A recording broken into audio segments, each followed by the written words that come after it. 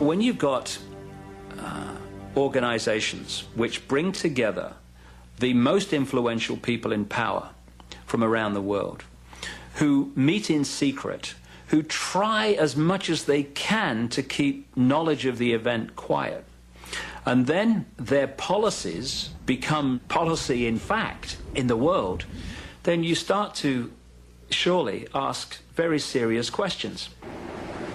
In 1954, Prince Bernhard of the Netherlands invites a group of Western European and North American leaders to a weekend conference at the Hotel Bilderberg in Oosterbeek, Holland. The meeting is held in secret, and they decide to make the conference an annual private retreat, which continues to this day. The Bilderbergers are the most secretive of the modern secret societies. They're so secretive they don't even have a name, much less publish a membership list or anything like that. Now, some of the members are known because they've been observed at their meetings, and some of the members have talked and mentioned some people, so we do have an idea of who attends the Bilderberg meetings, which are heavily under guard, heavily secret. Attendees are believed to include Henry Kissinger, Bill Clinton, David Rockefeller, Tony Blair, Peter Jennings, and an endless list of princes, chancellors, ambassadors, and media magnates. If you tried to imagine who went, that's who did go. The annual gathering of about 115 elite leaders is informally known as the Bilderberg or the Bilderbergers, after the hotel where it first met. They take place one weekend a year. They usually take place in some Western European country. Every 4 years, I think they take place in the United States. They're nearly always at resorts. Security for these meetings is extremely tight.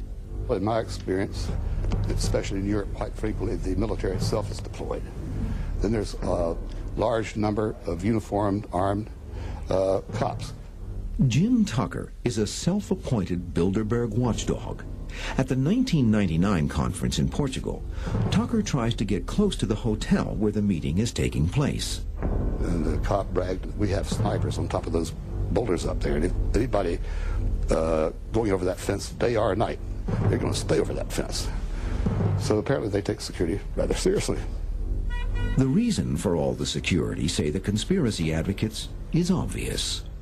I don't think 120 of the world's most powerful men get together to play pinochle. This is where the ruling elite within these secret societies go and gather and compare notes and apparently set agendas. One of the members of the Bilderbergers years ago said that they talked about opening up China, and within months, President Nixon had gone and opened up China to the West.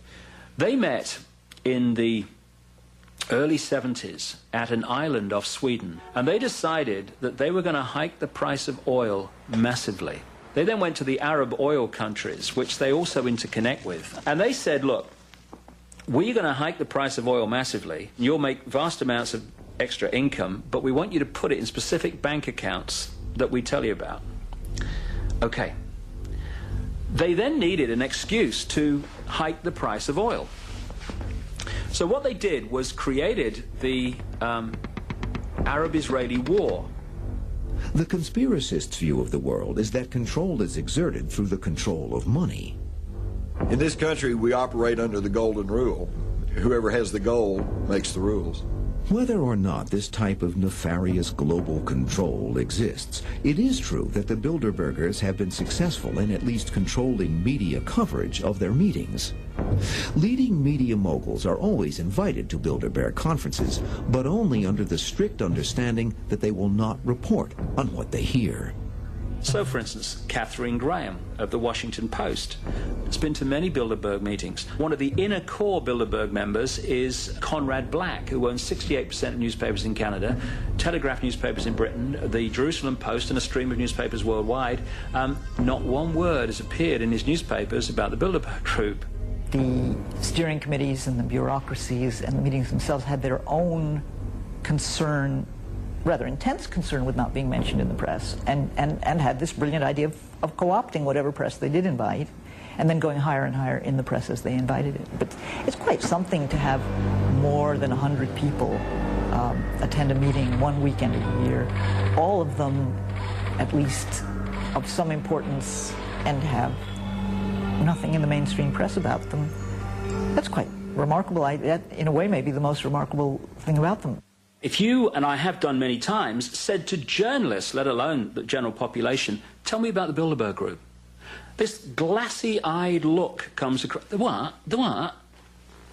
And yet, the major people, they are reporting every day on members of an organization together, different political parties, different countries, everything, and they've never heard of it. And a few people can't control the world. Well, obviously they can, and get away with it. But just how obvious this version of the world is depends on the eyes you see it with. And in the history of secret societies, perspective is everything. In the next 5 to 10 years, we are all going to live in a global version of Nazi Germany. If it's a conspiracy, it's not so much a secret conspiracy as the way power operates in America, the way an elite perpetuates itself in a democracy. Basically, all the conspiracy theories about secret societies wanting to take over the world are wrong. Very rarely does a conspiracy actually succeed. Much more often they fail. And much more often than that, they don't even exist.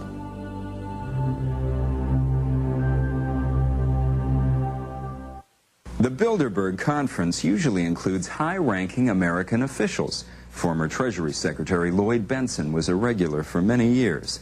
Taxpayers allegedly pick up the tab, but their public servants aren't allowed to reveal anything about the proceedings. In recent years, the secrecy surrounding the conference has grown even tighter ever since protesters disrupted a World Trade Organization meeting in Seattle. Bilderbergers want to avoid any similar demonstration that would bring even more attention to their famous and famously secret meetings.